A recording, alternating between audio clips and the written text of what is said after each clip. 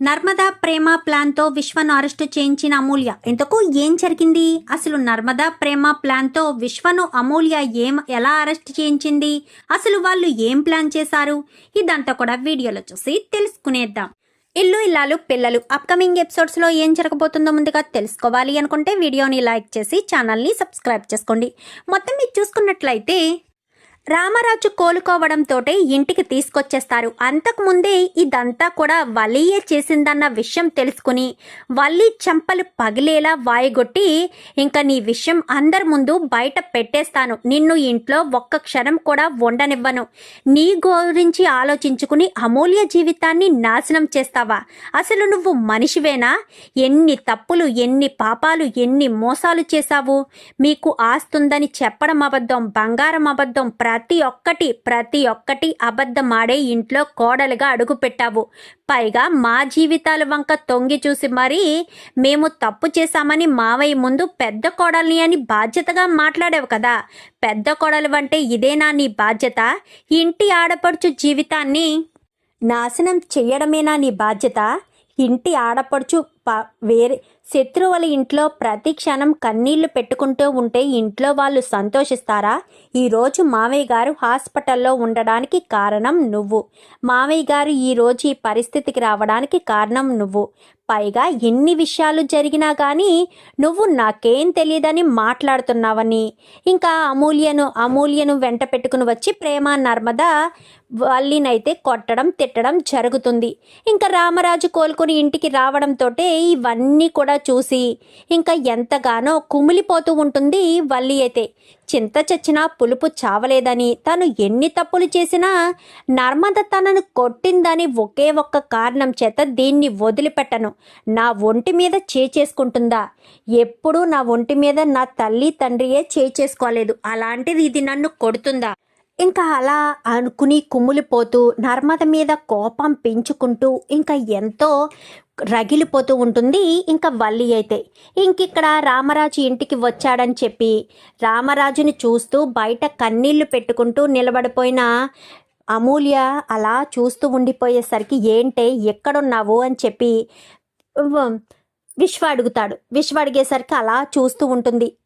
వాళ్ళు చూస్తున్నారని, ముఖ్యంగా రామరాజు కోలుకొని ఇంటికి వచ్చాడు కదా, మళ్ళీ వాడికి హార్ట్ అటాక్ రావాలి అన్న ఉద్దేశంతో ఎక్కడేంటే అంటూ చెంప పగలగొడతాడు.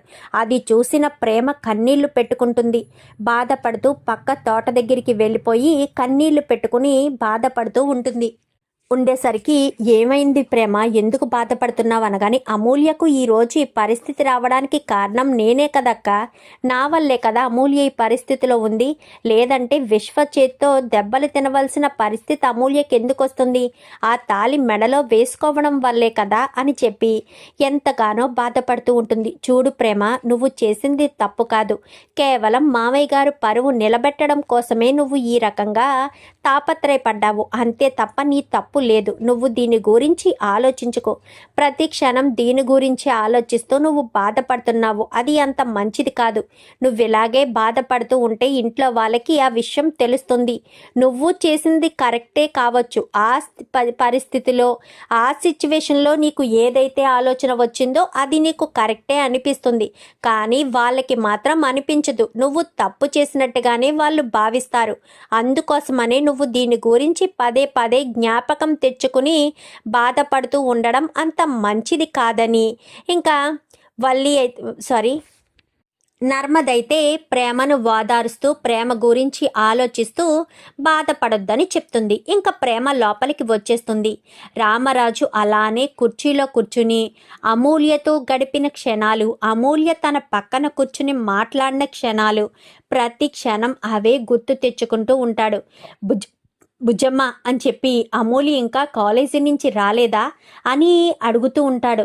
అవును, అమూల్య కాలేజీకి వెళ్తేనే కదా, ఉదయం వెళ్ళిన అమూల్య సాయంత్రానికి తిరిగి వచ్చేస్తుంది అని అనుకోవడానికి అమూల్య నా శత్రువుల ఇంటికి వెళ్ళింది, నన్ను ప్రతి క్షణం ఒక శత్రువులా, ఒక మనసు లేని రాక్షసుల్లా చూస్తున్న వాళ్ళు నా కూతుర్ని ఏం చేస్తారో, నా కూతుర్ని బ్రతకనిస్తారా, నా కూతురు ప్రాణాలు తీసేస్తారా, చెప్పమ్మా చెప్పమ్మా నర్మదా అని చెప్పాను. కానీ మావయ్య గారు, మీరు దీని గురించి ఆలోచించొద్దు మావయ్య, మీరు అసలు అమూల్య గురించి టెన్షన్ పడద్దు. అమూల్య చాలా ధైర్యస్తురాలు, ఆ ఇంట్లో ఎలా నెక్కుకు రావాలో అలాగే నెక్కుకొస్తుంది. మీరు అమూల్య గురించి బాధపడుతూ ఉంటే అక్కడ అమూల్య ప్రశాంతంగా ఉండలేదు మావయ్య గారు అని చెప్పి, ఇంకా నర్మదైతే రామరాజుకి నచ్చ చెప్తున్నా రామరాజు బాధపడుతూనే ఉంటాడు. ఇంకా వల్లి వంక చాలా కోపంగా చూసేసరికి ఇదేంటిది, నా వంక ఎంత కోపంగా చూస్తుంది, కొంప తీసి నేను చేసినవన్నీ కూడా బయట పెట్టేస్తుందా, అలా గనక బయట పెట్టేస్తే నా స్థానం ఇంకా గేట్ అవతల మాత్రమే ఉంటుంది. ఎందుకంటే జీవితాంతం సంతోషంగా ఉండవలసిన తన కూతురు జీవితం ఈ రకంగా చేశానని, తన చెల్లెల జీవితం నాశనం చేశానని అటు మావయ్య గారు కానీ ఇటు బాగాని అస్సలు ఊరుకోరు. ఇద్దరికిద్దరూ నన్ను మెడపట్టి బయటకు గెంటేస్తారు. ఎట్టి పరిస్థితుల్లో ఇలా జరగకూడదని తల దించేసుకుంటుంది. తల దించేసుకునేసరికి ఇంకా ఏం మాట్లాడకుండా అక్కడే ఉంటే కోపంగానే చూస్తుంటుందని అక్కడి నుంచి వెళ్ళిపోతుంది. ఇంకా ప్రతిరోజు కూడా ఏదో రకంగా ఆ మాటలంటూ ఈ మాటలంటూ బాధ పెడుతూ ఉంటాడు. ఇంక ఒకరోజు బయటికి వెళ్తూ ఉండగా వదిన అని చెప్పి పిలుస్తుంది. ఏంటి అమూల్య అని చెప్పాను. కానీ నాన్నకి ఎలా ఉంది వదిన, బాగానే ఉందా అని చెప్పి నర్మదను అమూల్య అడిగేసరికి బాగానే ఉంది అని చెప్పి చెప్తాడు. చెప్పడంతో ఈ లోప అమూల్య కనిపించలేదని విశ్వ వెతుకుంటూ ఎక్కడున్నావేంటే అని ఇంకా అమూల్య ఒంటి మీద చేయి చేసుకోబోయేసరికి చేయి పట్టుకుంటుంది. పిచ్చి పిచ్చి వేషాలు వేస్తున్నావా, పిచ్చి పిచ్చి వేషాలు వేస్తే మీ నాన్నను జైలుకు పంపించినట్టే నిన్ను పంపిస్తాను.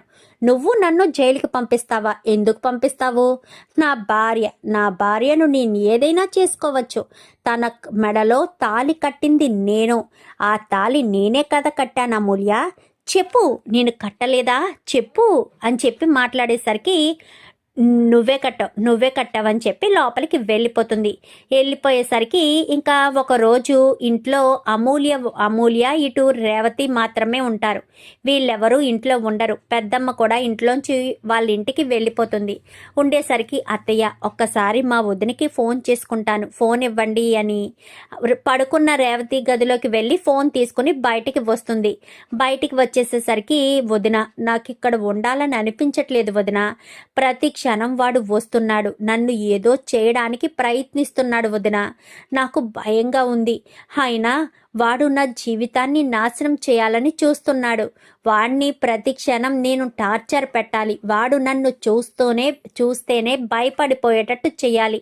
నా ఒంటి మీద కూడా చేసుకోవడానికి వీల్లేదు అని చెప్పి ఇంకా అమూల్య అడిగేసరికి సరే నేను చెప్పినట్టే చేస్తావా అనగానే తప్పకుండా చేస్తాను వదిన అని చెప్పనేసరికి సరే నేను మీ ఇంటికి పోలీసుల్ని పంపిస్తాను అని చెప్పనగానే ఏంటొదినా పోలీసుల్ని పంపించడం ఏంటి అని చెప్పి మాట్లాడుతుండగానే అవును నేను మీ ఇంటికి పోలీసులను పంపిస్తాను, గృహహింస చట్టం కింద నా మరదల్ని విశ్వ ఏడిపిస్తున్నాడు కొడుతున్నాడు అని చెప్పి నీ ఇంటికి పంపిస్తాను. కానీ అదే సమయానికి విశ్వ నిన్ను కొట్టేటట్టుగా వాళ్ళ జీపు బయట ఆగడంతో విశ్వ నిన్ను కొట్టేటట్టుగా ఏదొకటి ప్లాన్ చేయి.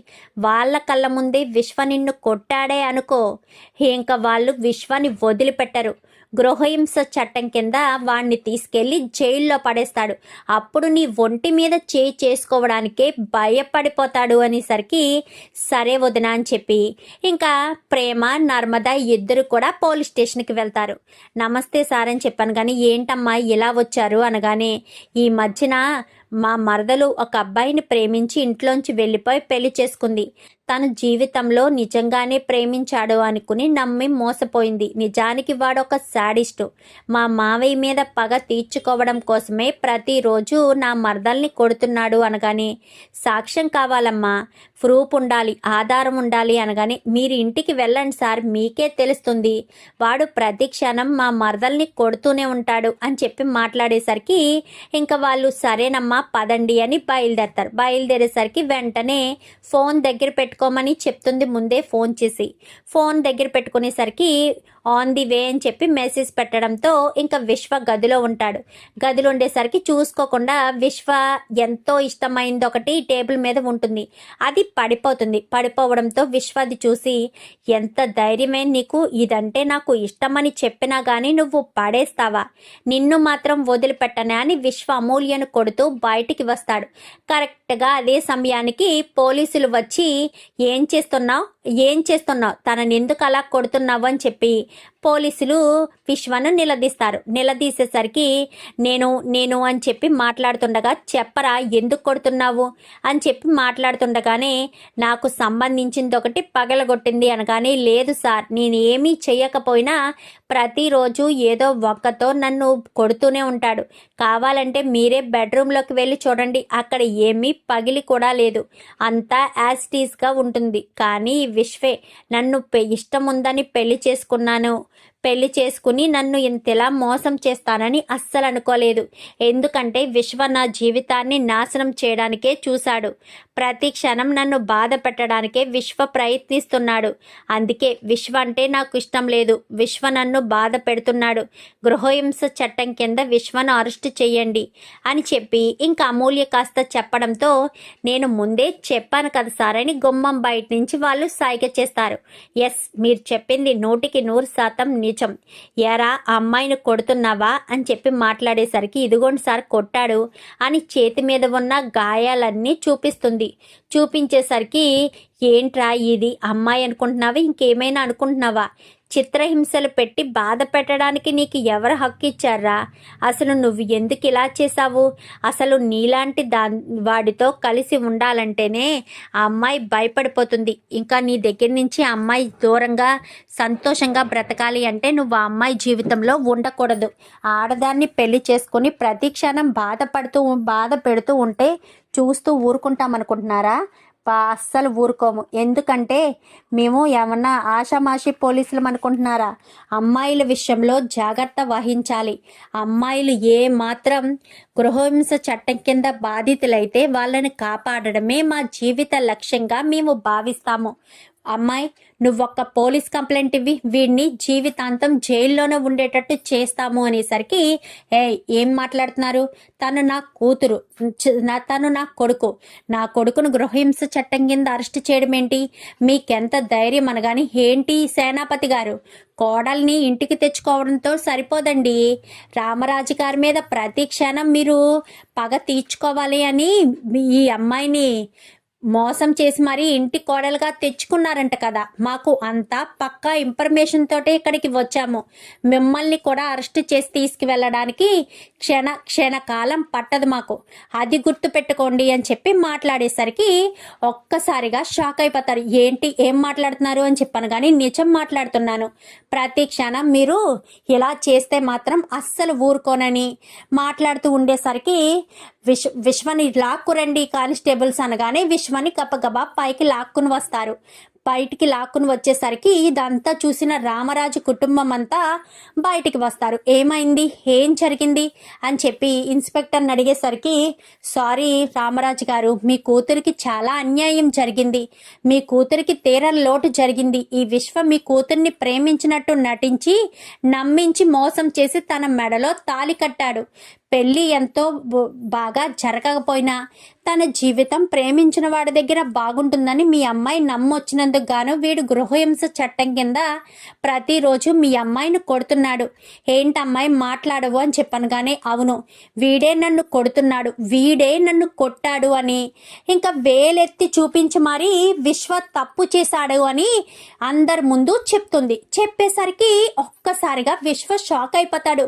ఇదేంటిది, దీన్ని నేను కొడితే మాత్రం ఇది ఎంత ధైర్యంగా పోలీస్ కంప్లైంట్ ఇచ్చిందా, నన్ను అరెస్ట్ చేయించిందా, దీని వెనక ఎవరో ఉండి ఇదంతా చేయిస్తున్నారు, దీని వెనక ఫుల్ సపోర్ట్ ఉంటున్నారు, లేదంటే ఇదిలా రెచ్చిపోదు, ఈ నర్మదా ప్రేమలను అడ్డు పెట్టుకుని ఇదిలా రెచ్చిపోతుందేమో, దీన్ని మాత్రం ఎట్టి పరిస్థితుల్లోనూ వదిలిపెట్టకూడదని ఇంకా ఇన్ ఇన్స్పెక్టర్ కాస్త అనుకుని ఇంకా అక్కడి నుంచి రారా నువ్వు, నీకు ఏ కీలికా కీలి విరగ్గొట్టేస్తాను, అమ్మాయిల జీవితాలతో ఆడుకుందామనుకున్నావా?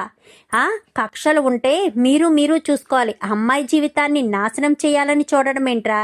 నిన్ను ఒక్క క్షణం కూడా విడిచిపెట్టను, రారా అంటూ కాలర్ పట్టుకుని వెళ్ళిపోయేసరికి ఇంకా అమూల్య ఏడ్చుకుంటూ లోపలికి వెళ్ళిపోతుంది. ఏయ్ సేనాపతి, నా కూతురు నీ ఇంట్లో ఉంది కదా అని ఇష్టం వచ్చినట్టు నా కూతుర్ని కొడితే నీ కొడుకు జైలుకి వెళ్తున్నట్టే నువ్వు కూడా వెళ్తావు, ఎవరిని వదిలిపెట్టను. నీ ఇంటి నుంచి వచ్చిన నీ కూతుర్ని నేను ఎప్పుడు కన్నీళ్లు పెట్టనివ్వలేదు, నీ చెల్లెల్ని నేను కన్నీళ్లు పెట్టలేదు, కావాలంటే అడుగువాలని అని చెప్పాను. కానీ చిచి, వీళ్ళకి మీకు పోలికేంటండి? మన కుటుంబం మీద ప్రతి క్షణం కక్ష తీర్చుకోవడం కోసమే వీళ్ళు బ్రతుకుతున్నారు. మీరు ఎప్పుడూ నన్ను ఎలా బాధ పెట్టింది లేదు, మీరు ఎప్పుడూ నన్ను హింస పెట్టింది లేదు. మీ గురించి నేను ఆలోచిస్తానా? మీరు ఎంత మంచివారో నాకు బాగా తెలుసు అంటూ మాట్లాడేసరికి అది ఇది విషయం అర్థమవుతుంది కదా.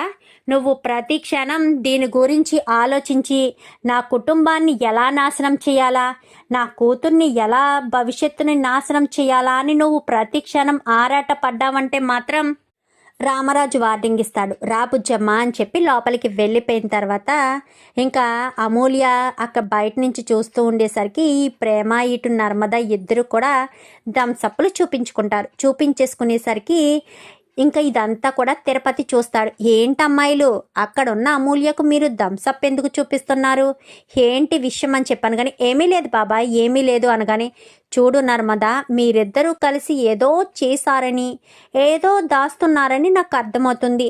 లేదంటే కరెక్ట్గా వాడు నా అమూల్యం మీద చెయ్యెత్తే సమయానికే పోలీసులు రావడం ఏంటి, గృహహింస చట్టం కింద కేసు పెట్టారని అరెస్టు చేయడం ఏంటి, ఇదంతా చూస్తుంటే నాకెందుకో మీ మీద అనుమానంగా ఉంది అనగానే, బాబాయ్ ఏం మాట్లాడుతున్నావు, నువ్వు ప్రతి ఒక్కటి ఇలాగే అనుమానించుకుంటూ పోతే నీకు పెళ్ళవదు బాబాయ్ అనగానే, అమ్మాయిలు మీరు నా పెళ్లి గురించి మాట్లాడొద్దు అనగానే, బాబాయ్ అమూల్య సంతోషంగా ఉండడం కోసమే మేము ఏదైనా చేస్తాం, ఎవరినైనా ఏదైనా చేయగలమని అప్పుడే అటుగా వస్తున్న వల్లి వంక చూస్తూ మాట్లాడేసరికి ఇదేంటి నర్మద నన్నేం చేయబోతుంది, కొంపతీసి మామయ్య గారు కోలుకుని ఇంటికి వచ్చారు కాబట్టి మామయ్య గారికి నా గురించి చెప్పేస్తుందా? అలా నా గురించి మామయ్య గారికి చెప్పేస్తే అప్పుడు నా పరిస్థితి ఏమవుతుంది అని వల్లి టెన్షన్ పడుతూ లోపలికి వెళ్ళిపోతుంది. మొత్తానికైతే మా అన్నయ్యని అరెస్ట్ చేయించాము అక్క అని చెప్పాను. కానీ ఇది శాశ్వత పరిష్కారం కాదు ప్రేమ, అసలు శాశ్వత పరిష్కారం ఏంటో అర్థం కావట్లేదు. అప్పుడు ఆ క్షణంలో మెడలో తాళి వేసుకోమని సలహా ఇచ్చావు సరే, ఇప్పుడు అమూల్యకు విశ్వతో పెళ్లి జరిగిపోయినట్టే కదా అందరి దృష్టిలో, కానీ వాళ్ళిద్దరి దృష్టిలో పెళ్లి కాలేనట్టు. ఇప్పుడు అమూల్య విశ్వాన్ని పెళ్లి చేసుకోవడం తప్ప వేరే ఆప్షన్ లేదు. అలా పెళ్లి చేసుకోవాలి అంటే మీ అన్నయ్యలో మార్పు రావాలి. మీ అన్నయ్యలో మార్పు వస్తేనే గాని రెండు కుటుంబాలు ఒకటి కావు.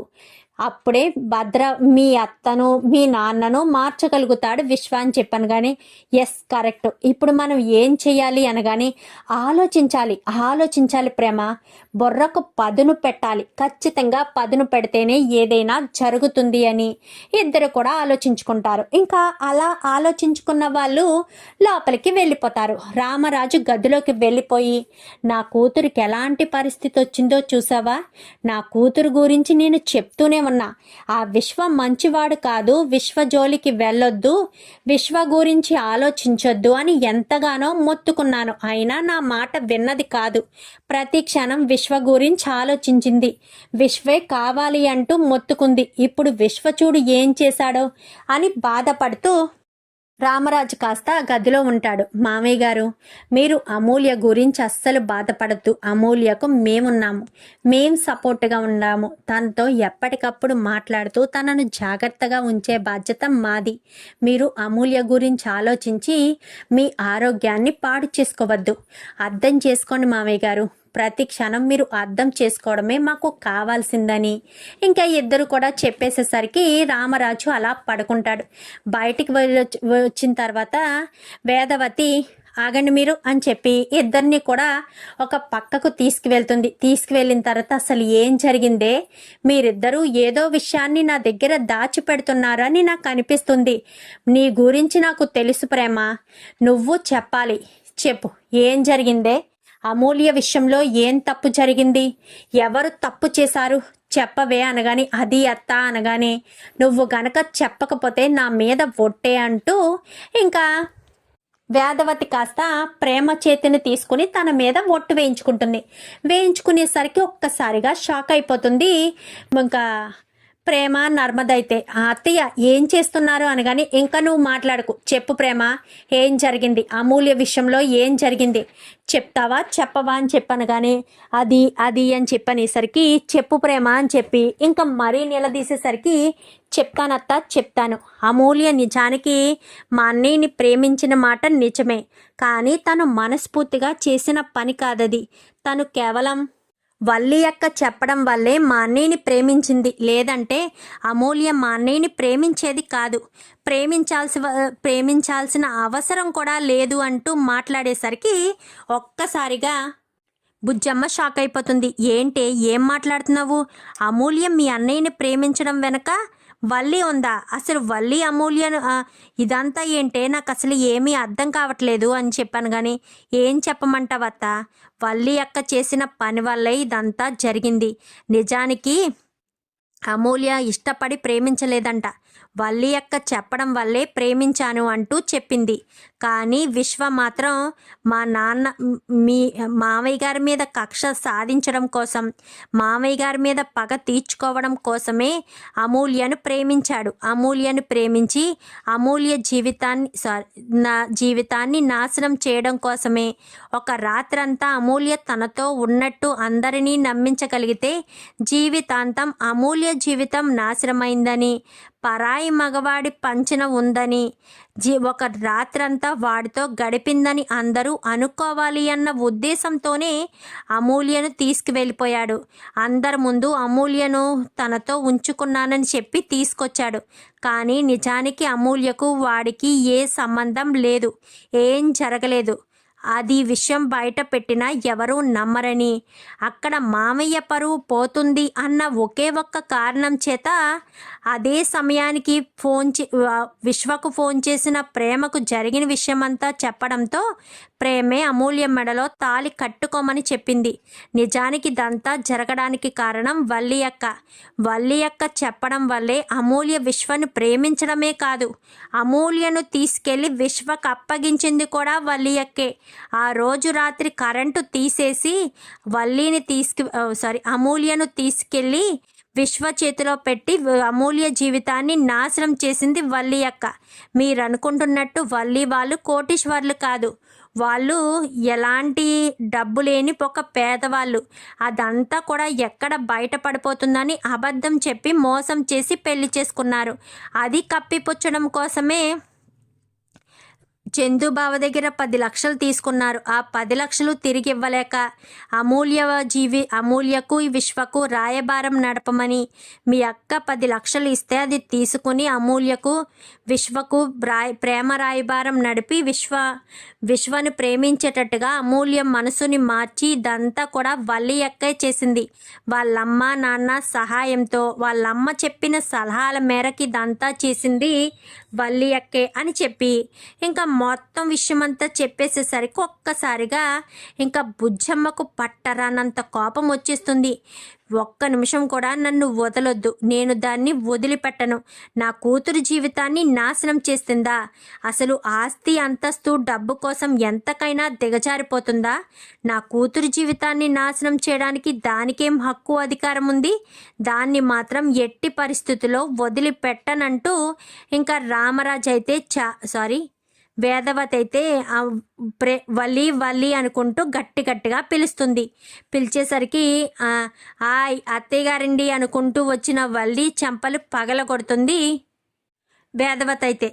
ఒక్కసారిగా ఇంకా వల్లి షాక్ అయిపోతుంది. చూద్దాం మరి రాబోయే ఎపిసోడ్స్లో ఈ రకంగానే జరిగి ఇంకా ఆ విశ్వాన్ని అరెస్ట్ చేయించి వల్లి పని పట్టాలనుకున్న వీళ్లకు నిజంగానే బుజ్జమ్మకు చెప్పేస్తారా? అలా చెప్తే బుజ్జమ్మ ఎలాంటి నిర్ణయం తీసుకుంటుంది? తన కూతురి జీవితం నాశనం అవ్వడానికి కారణం వల్లి అన్న విషయం తెలుసుకున్న బుజ్జమ్మ వల్లికి ఎలాంటి శిక్ష వేస్తుంది, ఇదంతా కూడా రాబోయే ఎపిసోడ్స్లో చూసి తెలుసుకునేద్దాం. మా వీడియో కనుక మీకు నచ్చినట్లు